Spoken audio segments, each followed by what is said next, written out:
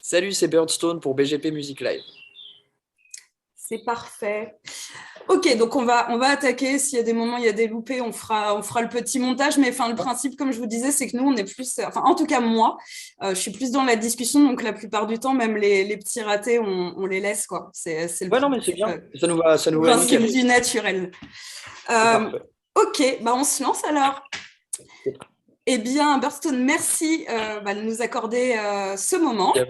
Je vais commencer par vous laisser vous présenter. Alors, du coup, là, moi, c'est Basile. Moi, c'est Edwige. Voilà, donc on est tous les deux membres originels du groupe Birdstone. On s'est formés en 2015. Nous, on est amis d'enfance depuis le CP, donc ça fait bientôt 20 ans, tous les deux avec Edwige. Ouais. Et on a un trio, en fait, de heavy blues psychédélique à tendance mystique, Oui. dirons-nous. Vous m'avez un peu devancé justement, sur. J'ai vu, non mais tant mieux. J'ai vu effectivement que vous étiez formé en 2015, mais que vous connaissiez depuis très longtemps, du coup, 20 ans. Ouais. Donc il y a eu, on va dire, d'autres line-up, d'autres petites choses avant. Comment vous en êtes arrivé à ce projet, à ce line-up définitif, du coup?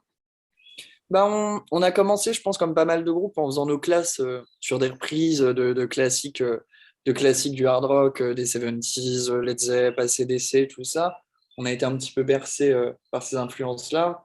Moi, j'ai eu la chance d'avoir un père qui était musicien, donc qui a pu rapidement, quand on a voulu faire de la musique ensemble, qui a pu nous accompagner et voilà, nous filer un petit peu les clés pour commencer à jouer ensemble. Et naturellement, en vieillissant on a eu envie de raconter un petit peu nos propres histoires, de faire notre musique et de s'essayer à la composition. Et voilà, ça s'est décanté en fait naturellement comme ça, petit à petit. Ok. Vous avez qualifié. Alors, il y a plein de qualificatifs pour votre musique. On aime bien ça en plus en France, mettre des qualificatifs. Moi, j'ai beaucoup entendu de votre part Ritual Blues et Mystic Rock aussi. Oui. Votre nom aussi fait référence à des sculptures amérindiennes qu'on retrouve dans des tombeaux. C'est ça. On va reparler un peu plus tard de la dimension très initiatique de votre travail dans sa globalité, que ce soit les paroles, les compos, etc. Du coup, ma première question, vraiment, ça serait, c'est quoi les mythes et les univers ésotériques vraiment qui vous inspirent, qui vous ont poussé à faire ce concept? Ça regroupe pas mal de choses. On aime bien, tu sais, il y a des fois certaines personnes parlent de cette idée de monomythe. On était sur des bases forcément, enfin voilà, on grandit culturellement sur des bases quasi bibliques en fait, de référence à tous ces grands cultes religieux, etc. Et après, en s'intéressant un petit peu plus à différentes mythologies, les mythologies grecques, égyptiennes, etc., ou en travaillant sur d'autres choses comme ça, on a vu des espèces de parallèles, comme beaucoup de gens, à parler de ces parcours initiatiques-là, à parler de tous ces mythes-là, qu'est-ce qu'on peut créer autour d'un personnage, son parcours, son évolution, ce qui peut entraîner autour de lui voilà, comme foi, comme culte. En tout cas, c'était beaucoup cette idée-là pour le premier album. Et par exemple, tu vois, tu parlais de tout à l'heure on faisait du ritual blues, etc. Et en fait, il y avait toute cette dimension-là qui nous fascinait un peu à l'époque et qui nous parle toujours, où essayer de connecter avec ce côté-là, un peu quand on essaie de sortir un peu de la réalité du quotidien, quand on va voir un concert, par exemple. Tous ces parallèles-là où des fois on pouvait voir des prêches dans certains cultes, certaines religions, qui s'apparentaient presque à une prestation scénique, où en fait il y a ce truc-là un peu séculaire, d'aller chercher une espèce de catharsis et une rupture avec le quotidien dans un événement, dans une espèce de communion, que ce soit un spectacle, un concert, une prière. Cette espèce de trouver ce truc-là de ligne de flottaison un peu qui nous fait sortir du quotidien et du côté très matériel pour quelque chose de plus spirituel. D'accord, voilà. Effectivement. On va parler un petit peu de L'Os qui sort le 4 mai. Oui, c'est ça. Je l'écoute donc depuis 2 jours. Je peux dire qu'il va être chroniqué donc sur BGP. Donc, je ne rentrerai pas sur le détail des pistes, même si j'aurais des questions vraiment de curiosité, c'est certain. Ma première question, parce que je pense que je m'en suis rendu compte entre la piste 3 et 4, est-ce que je peux parler de concept album? Ouais, ça suit. Ouais, c'est ça. Hein. Enfin, En tout cas, nous, ça a été pensé dans la continuité du premier. Oui, Donc, je peux te laisser nous poser des questions. oui, effectivement. Alors, sur l'album, après, je vais pas totalement spoiler. Pour moi, les deux premières pistes sont à part, mais je donnerai mon interprétation. Mais pour plein de raisons d'ailleurs. Mais effectivement, pour ceux qui l'ont pas encore écouté, c'est apparemment la suite de Sir. Et quand on remonte encore plus loin, vous aviez un EP, The Cage, et la dernière piste de cette EP, c'est aussi la première piste de The Seer. Donc, on voit qu'il y a une continuité, un peu un rite initiatique pour vous aussi, du coup, dans l'évolution musicale. Ouais, c'est ça. Et surtout qu'il y a eu un petit peu la petite histoire dans ce truc-là, c'est que du coup, on a changé de line-up depuis l'enregistrement de Loss. D'accord. Donc, en fait, on le savait avant de l'enregistrer que ça serait le dernier album avec le batteur originel, qui est notre ami d'enfance aussi, Léo. Et qui est parti, en fait, lui, dans sa vie sur d'autres horizons, qui voulait changer un petit peu. Et du coup, on savait qu'on allait enregistrer ce dernier album-là tous les trois. Nous, on savait qu'on allait continuer ensemble avec Edwige, mais voilà, avec un autre batteur, avec une autre personne, du coup. Il y avait cette volonté-là de terminer un peu l'arc qu'on avait commencé avec Sir, et du coup, t'en parles même avant avec The Cage. Oui. Et tout en posant une note finale à cette période-là, ouvrir des portes pour la suite. Du coup, on a gardé ce concept un petit peu dans le premier album où il y avait cette espèce de personnage principal qui faisait un petit peu figure de prophète, à qui, du coup, comme tu en parlais, il avait un parcours initiatique, il traversait plusieurs épreuves, etc.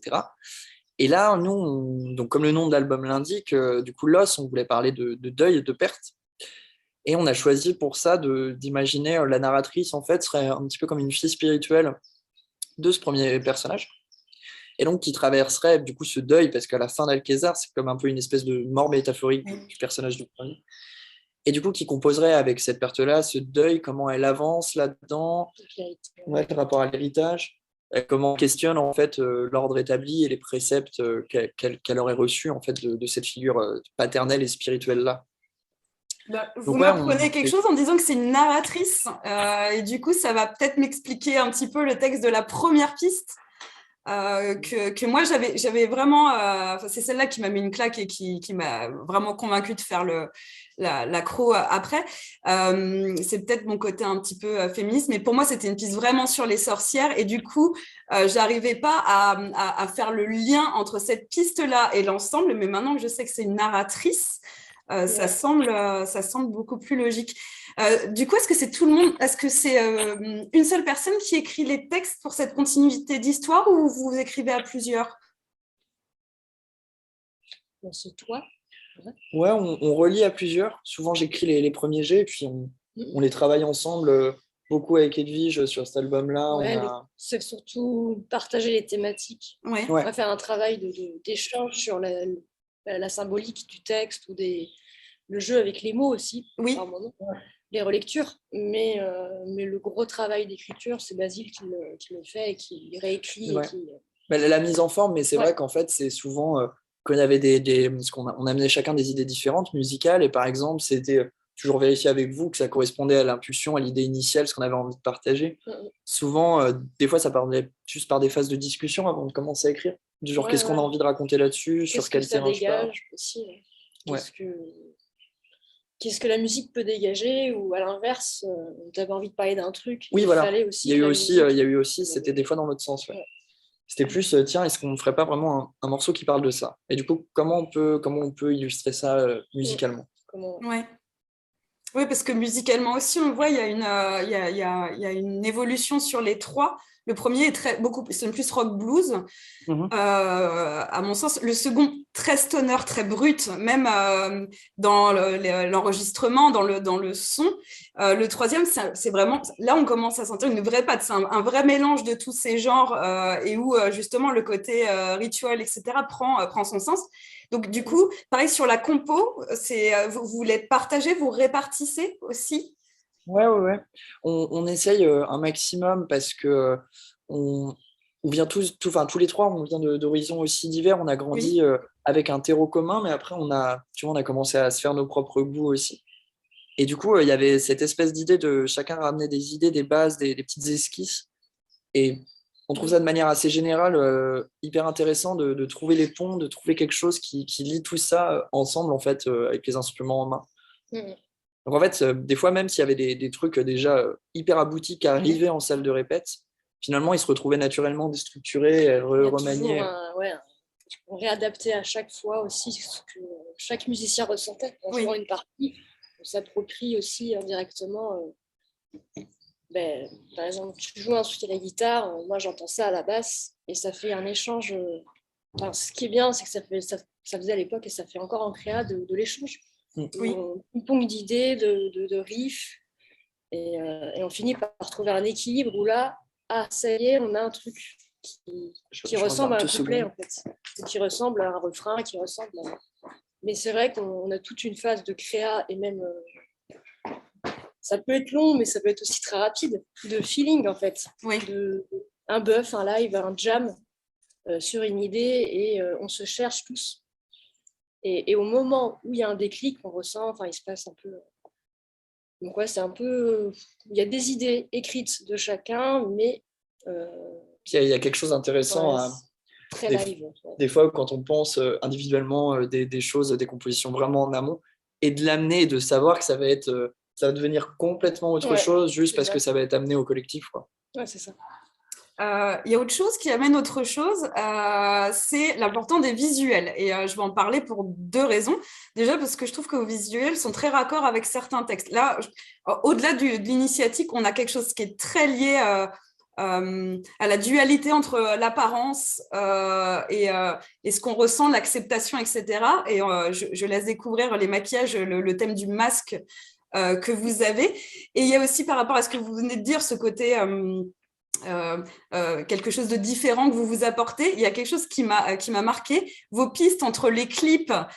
Bonjour. Le batteur on a le numéro 3 qui nous rejoint. Donc comme ça, vous pourrez me répondre. C'est rare, mais surtout pour vos pistes pour les clips sont beaucoup plus longues. Donc, on a une autre version que la version album. Ça, c'est pour marquer cette importance du visuel qui est presque à part, ou c'est parce que vous aviez envie de montrer aussi une autre version? C'était pour compléter un peu, pour rentrer un peu plus dans le délire du visuel. Ça accompagnait aussi... c'était pour pas rester, en fait... on voulait pas rester bloqué sur le format CD ou le format... on s'est dit que il fallait que ça accompagne le mieux possible ce qu'il y avait à l'écran. Et donc, après, on a cherché quelque chose autour de ça. Mais voilà, on s'est pas dit, voilà, il faut que ça colle à ce qu'il y a sur l'album, absolument. Donc, c'est pour ça qu'on... C'est un format différent. Et du coup, exactement, voilà, faut s'adapter à ça aussi. Et ça marchait assez bien. C'était dans l'esprit, quoi. Ouais. La réalisatrice, Charlie Roper, avait vraiment commencé à imaginer une trame qui faisait presque court-métrage avec une vraie narration qui se développait. Et en fait, on s'est retrouvé limité avec la quantité d'images au montage à se dire, mince, c'est trop dommage de le cantonner à ce format single. Donc, on a tout simplement réfléchi à augmenter un petit peu musicalement ce qu'on avait déjà, à avoir cette intro ou trop un peu plus déterrée. Du coup, c'était un exercice intéressant parce que c'est effectivement le visuel qui d'un coup a dû conditionner la musique à s'adapter. C'était très chouette. Et du coup, quand vous passez en format live, c'est une 3e interprétation possible? Ouais, complètement, ouais. Après, ça dépend forcément des conditions de scène, des conditions du live qu'on a, des fois les temps de jeu, etc. Mais on aime bien alors ça reste les mêmes morceaux, mais de toute façon, essayer d'être nourri naturellement par le format live, qui est encore un autre format que le studio, et de pouvoir proposer une version plus organique, encore plus vivante, plus près des gens. Il y a des tempos qui vont bouger, il y a des interprétations de riffs qui vont bouger. Nous, notre énergie ne sera pas la même de toute façon. Il y a beaucoup de groupes qui connaissent ça aussi de toute façon, passe en live, quoi. Donc ouais, en fait, à chaque fois, c'est des espaces différents, et je trouve ça intéressant de ne pas être complètement, on va dire, figé. Parce qu'en fait, un enregistrement d'un morceau, c'est une photo qu'on prend à un instant T. Mais après, le truc, il continue de vivre de manière différente à chaque fois qu'il est joué, quoi. Oui, complètement. Et puis effectivement, mais c'est intéressant du coup à chaque sortie de clip de se dire, voilà, quelle version on aura au final quand l'album sera sorti. On a toujours en tête les versions album et déjà ça amène vers quelque chose d'autre. En parlant de live, est-ce que vous avez des dates de prévues pour nous montrer cet album? Ouais, on en a quelques-unes qu'on va annoncer bientôt. On fait la release party le 5 mai à Tours, du coup, à la maison. D'accord. Au Pale. On va souvent à Tours. Décidément, les groupes qu'on aime bien suivre sont de Tours. Hein. Là, on a déjà fait le chemin il n'y a pas longtemps, donc je note le 5 mai. C'est ça. Ouais. Et ensuite, on a un petit passage à Paris, entre autres, le 10 mai, le 10. À l'International. Et après, des dates. Voilà, des dates de petits festivals qui s'éparpillent dans l'été, à droite, à gauche. Voilà. On recommuniquera là-dessus. Comme je disais, je vais pas fouiller plus les pistes. Vous aurez la chronique qui sortira, je pense, juste soit le jour même, soit juste après votre sortie. Du coup, maintenant que vous êtes tous les trois, je vais vous laisser le mot de la fin. Vous avez le droit de dire ce que vous voulez aux auditeurs. C'est le moment impro. Le moment de flottement en général. Non, mais on en a fait une, mais l'interview va sortir trop tard. Là. On en a fait une aussi vidéo où on disait ne mettez pas des nazis au gouvernement. Oui, ça va être. On va essayer avant dimanche, mais c'est pas sûr. Mais c'est toujours bien de le dire quand même si c'est après. Non, sinon on continue de faire de la musique. Soutenez les groupes en achetant du merch. C'est ce qui fait vivre les groupes en allant. Je l'ai fait hier. Je tiens à le dire, on m'a proposé le CD promo, donc je le redis dans tous mes posts, soutenez avec le merch et les albums. En plus, c'est pas cher, c'est comme ça qu'on rétribue. Allez voir les lives. Allez voir les concerts. Exactement. Voir des concerts, on a été privés pendant plusieurs mois. Exactement. Voilà. Allez au concert et faites des concerts. Faites des concerts. Les deux. Exactement. En tout cas, je vous remercie de nous avoir accordé du temps dans cette journée marathon promo pour vous.